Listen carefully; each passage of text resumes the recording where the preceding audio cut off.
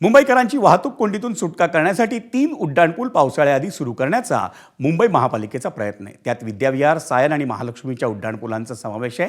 विद्याविहार उड्डाणपुलाचं काम प्रलंबित असून ते 25 जूनपर्यंत पूर्ण करण्याचा मुंबई महापालिकेचा प्रयत्न आहे.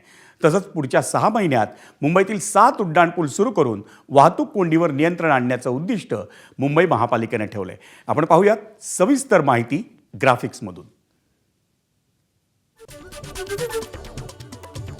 मुंबईतील 7 उड्डाणपूल अंतिम टप्प्यात आहेत. विद्याविहार उड्डाणपुलासाठी बीएमसीची 25 जूनची मुदत आहे. विद्याविहारचा उड्डाणपूल लालबहादूर शास्त्री मार्गाला चेंबूरकर मार्गाशी जोडेल.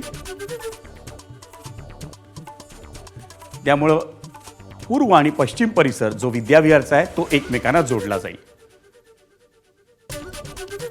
पादचाऱ्यांना विद्याविहार रेल्वे स्थानकाच्या फलाटावर पोहोचणंही या उड्डाणपुलामुळे सुकर होणार आहे.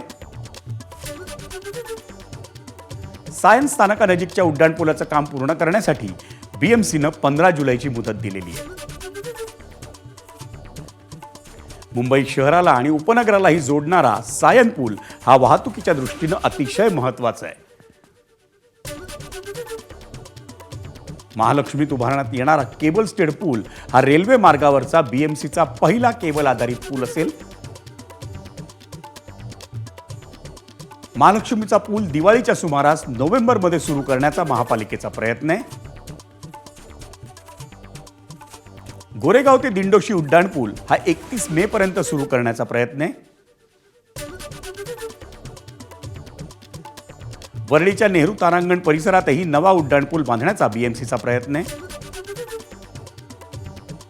आणि महाराष्ट्र नगरचा पूलही लवकरच सुरू करण्याचं बीएमसीचं नियोजन आहे. एबीपी माझा, उघडा डोळे बघा नीट.